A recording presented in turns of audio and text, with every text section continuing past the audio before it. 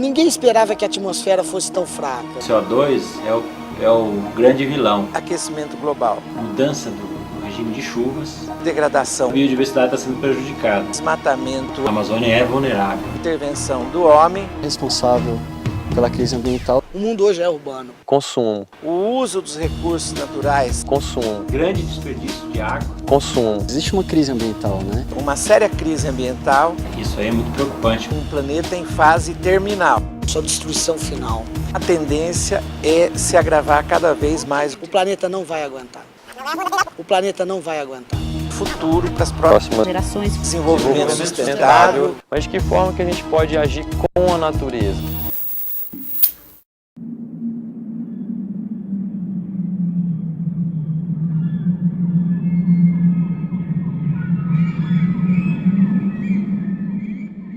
O planeta Terra pede socorro. São muitas as evidências de que a interferência do homem na natureza vem ao longo dos anos causando graves danos à saúde do planeta. Hoje em dia, a questão da discussão sobre meio ambiente, sustentabilidade, mudanças climáticas, a pauta ambiental no cotidiano das pessoas tem aumentado consideravelmente.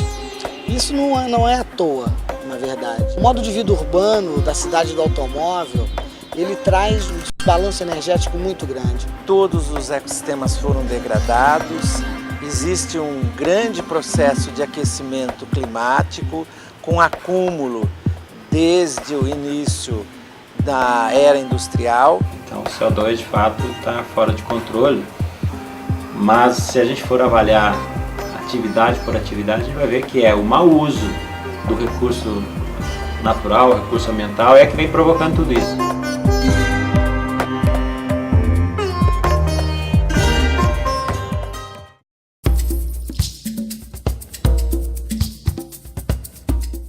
A Amazônia é o ecossistema de maior biodiversidade do mundo e uma das maiores regiões naturais ainda existentes. A floresta amazônica é considerada por muitos um tesouro biológico com uma fauna e flora únicas. É a maior detentora de água doce do planeta e os impactos ambientais na região poderão causar alterações irreversíveis em toda a Terra. As últimas pesquisas sobre o aquecimento global afirmam que quase 25% das emissões de CO2 no planeta são provenientes das queimadas na Amazônia. O desmatamento afeta diretamente o regime de chuvas. A chuva criada na Amazônia cai em parte sobre ela mesma e em parte é distribuída para as regiões Sudeste, Centro-Oeste e Sul do país. A Amazônia, por sua vez, infelizmente também vem passando por um processo de degradação muito intenso, com os níveis de desmatamento aumentando muito.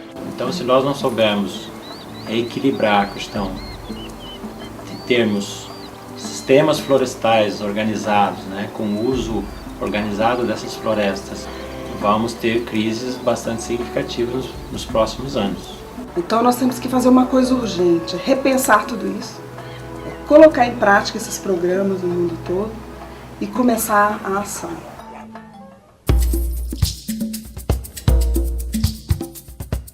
Dentro desse emaranhado de atividades que vem gerando efeitos negativos para a vida, surgem diversas propostas. O desenvolvimento sustentável é uma delas.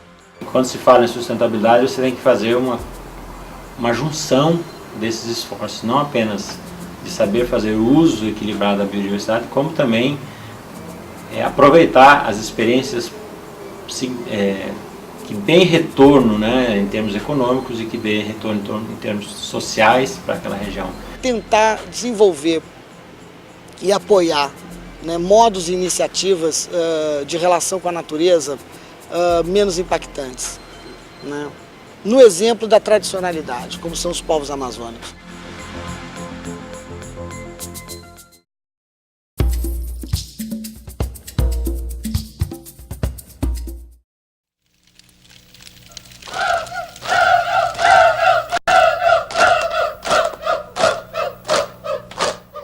Os índios há muito tempo ensinam sobre o respeito à natureza. Retiram dela somente o necessário para a sua subsistência. Na Amazônia, os índios Wai-Wai da região do Pará aproveitam ainda sementes, folhas e fibras já caídos na floresta para a produção de artesanato. Esse nosso trabalho, esse artesanato dos Wai-Wais, esse nosso trabalho é um palete, os brincos, o cordão de frutas do mato mesmo. A gente tira quando ele tá no mato, chega, né? Dia caído, né? Utilizam como tema os animais e plantas da floresta, uma forma de homenagem e agradecimento à natureza. A tradicionalidade de seus rituais reforça ainda o respeito e reconhecimento do valor da mata.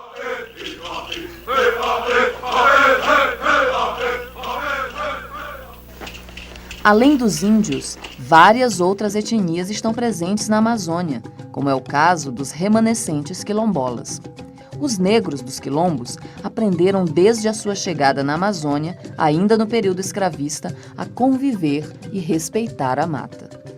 Muitas dessas comunidades permanecem até hoje na região e são também exemplos de relação harmônica com a floresta. Na região do município de Oriximiná, no Pará, um grupo de quilombolas desenvolve o projeto Artesanato do Quilombo. O artesanato é produzido com sementes, fibras e principalmente com o ouriço da castanha do Pará, antes descartado como resíduo dos processos de extração. É um projeto de autossustentabilidade e saber que nesse projeto não há dano ambiental, ninguém prejudica o meio ambiente, não fica nada químico, não fica... Quer dizer, nada que venha se prejudicar. O conhecimento dos quilombolas demonstra sua relação cultural com a natureza.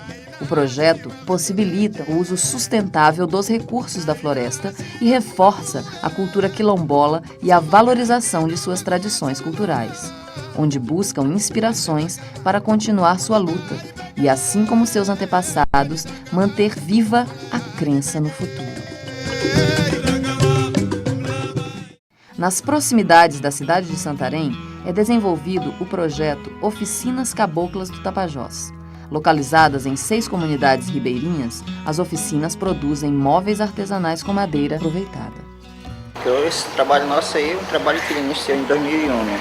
2001. Começou na comunidade no Quinim, depois Surucuá, depois Nova Vista, né? E aí surgiu esses móveis. Eles são de aproveitamento de madeira assim, não derrubou madeira para arte. E essas árvores estão há muito tempo no chão, assim, que a gente não dá valor para ela em casa, não dá jogada. A gente vai tirando devagar para não estragar o meio ambiente. De forma sustentável. Sustentável, isso. O artesanato contribui para aumentar a renda das famílias. Valorizando a mata, utilizam como inspiração a fauna local. São botos, jacarés, tartarugas e tatus representados em bancos, cadeiras e objetos de decoração. Através do trabalho manual e ferramentas rústicas, os artesãos do Tapajós transformam a madeira caída em arte cabocla.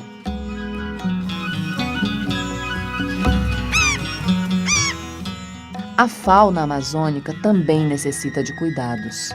Projetos e programas já são desenvolvidos para a proteção e conservação de algumas dessas espécies.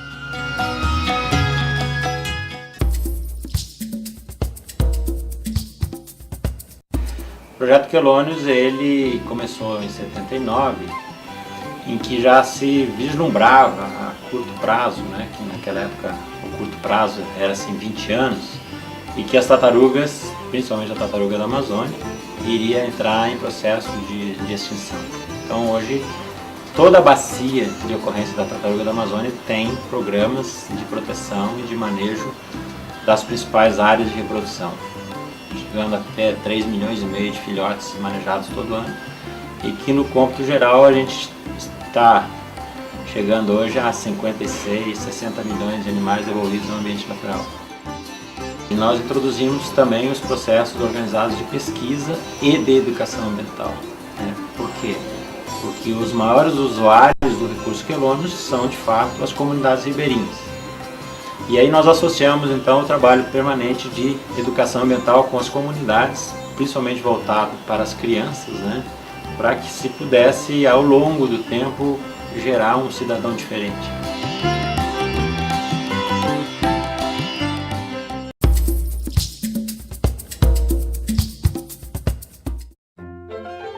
O Clubinho da Tartaruga surgiu como um desejo, né, de alguns adultos de transformar a história dos quelônios, né, de ensinar como acontecia esse projeto para as crianças. Então, a princípio, o que se propunha era a formação de clubinhos.